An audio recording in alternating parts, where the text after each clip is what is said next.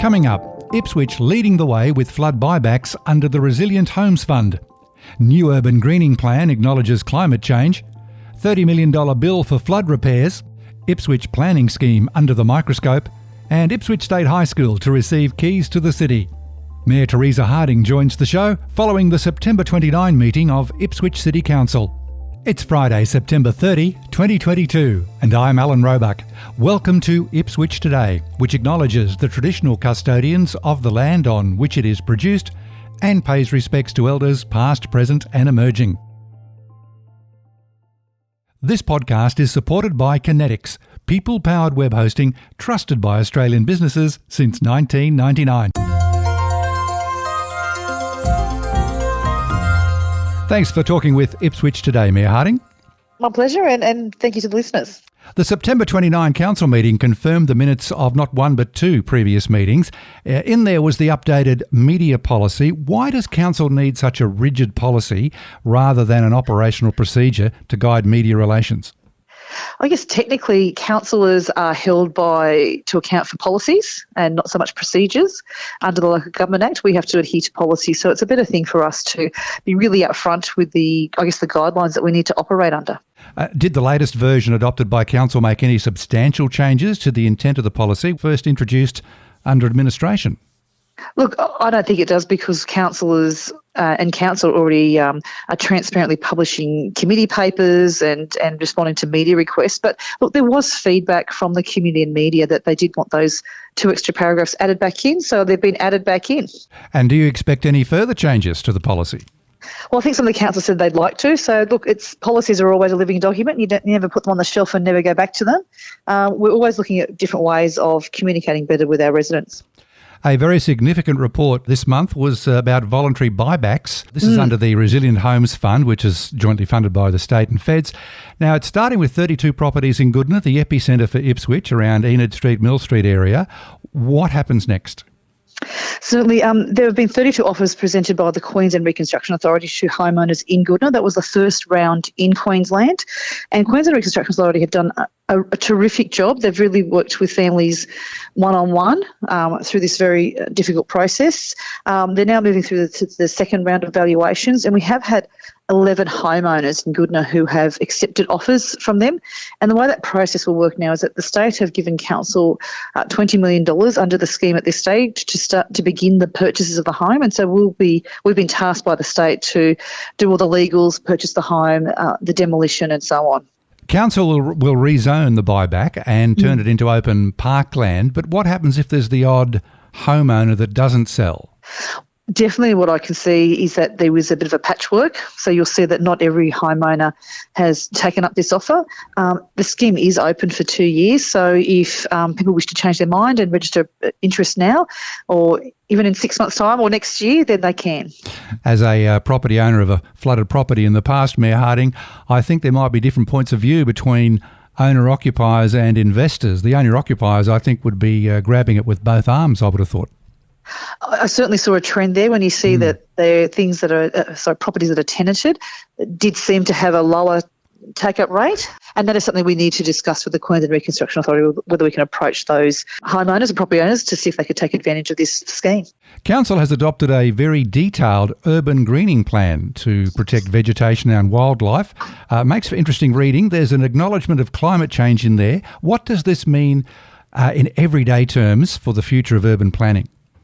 Well, the urban greening plan focuses on council-managed land and the opportunities that we have. We've always got to do the right thing first. But we're also developing a new planning scheme, and there's certainly more consideration in that planning scheme, looking at managing the impacts of climate change and environment as well. So, look, we all know that green spaces and parks and trees and so on are much greener than being on bitumen. So we need to get that, that right balance between the development and the population growth and affordable housing, but as well as having nice green places for us to live in, but also to keep cool.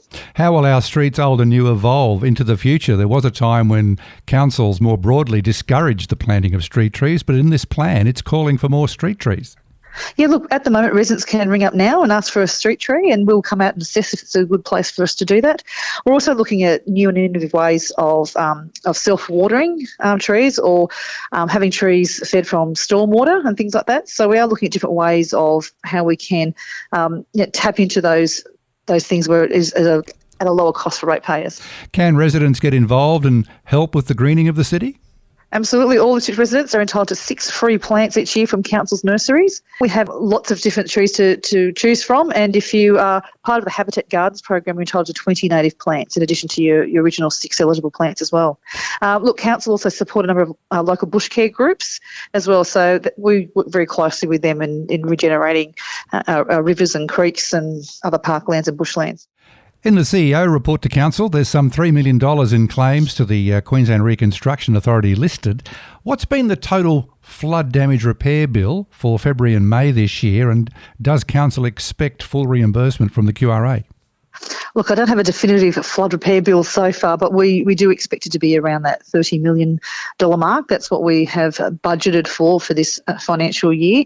We've put in about $26 million worth of claims to the Queensland Reconstruction Authority, and we're hoping that we could probably get about 80% of that. And so far we've had $14 million be approved for Colleges Crossing, as well as other money that's slowly coming in. So Queensland Reconstruction Authority have been really great to deal with, actually.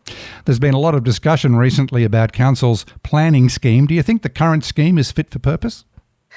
No, it's one of the oldest schemes in Queensland. It's over 16 years old. That's why we made a commitment that we would make sure that we would accelerate the planning scheme and make sure that it is done in this term of council. So it was sent to the state government earlier this year and will come back to us early next year.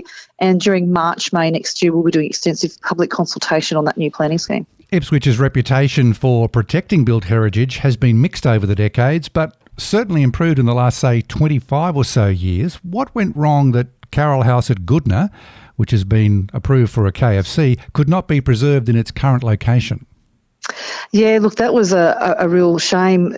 You would think that something that's been listed as a place of interest, and certainly listed on our heritage trail, would have had some heritage protections. Unfortunately, there were no legal heritage protections, so the owner of that house could at any stage move it, and they could demolish it. So council could very well have said no to it, and the next day the owner could have moved it.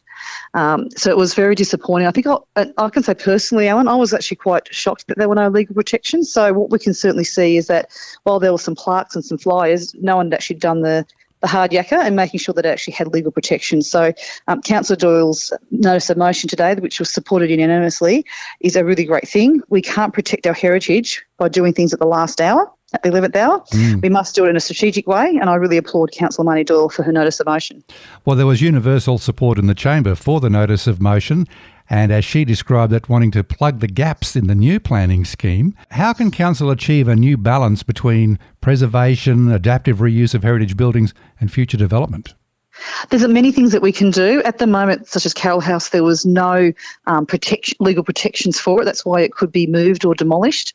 And I think also the other thing that was sort of complicating things was that every few years the state do a regional plan for South East Queensland. Our last one was signed off in 2017, and Councillor Tully was the acting mayor then. But part of that was actually to beef up Goodna. It was actually upgraded to a major regional centre.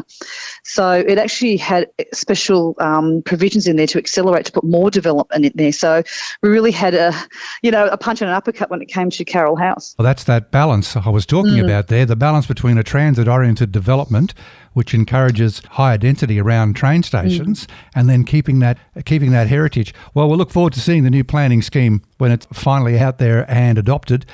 A little bit of good news in the council meeting today, and that came from yourself with the Merrill Minute. Keys to the City for Ipswich State High School in recognition of the school's historic achievement of not only winning the Alan Langer Trophy, but the Phil Hall Cup and the National Schoolboys Cup. What's being planned?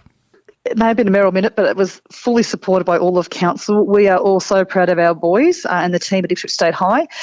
They won 3 historic cups, the Alan Linger Trophy, as the Phil Hall Cup and the National Schoolboys Cup.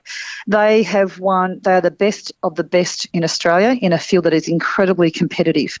We're very proud of them and also their team and the team at the school as well. So we'll be giving the keys to the city, to Ipswich State High for that achievement, but we're also going to be having, I think, quite a good civic celebration where the boys, their families and the team from the schools as well can come along and the community can come along and show their appreciation for the boys. Have you got any timing on that one yet, Mayor Harding? I'm working through it because we want to maximise, we would like all our civic leaders, so we've got a few dates logged up with the state and the federal MPs to make sure that they're there as well. That's a bit of good news to finish on this month. Thanks again for talking with Ipswich Today. Thank you very much, Alan. Thank you to the listeners.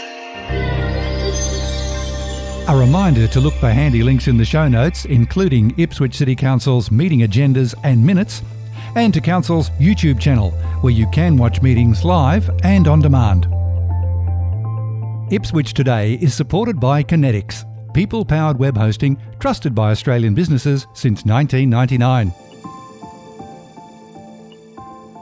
This podcast is also listener-supported. Please make a once-only gift or regular donation to help keep it online. Just go to ipswichtoday.com.au and click the donate button on the homepage to make a payment through PayPal. Follow and stream this podcast from your favourite app, including iHeartRadio and Amazon Music Podcasts, or play Ipswich Today from smart speakers. Music is supplied by Purple Planet Music. This is Alan Roebuck. Thank you for listening.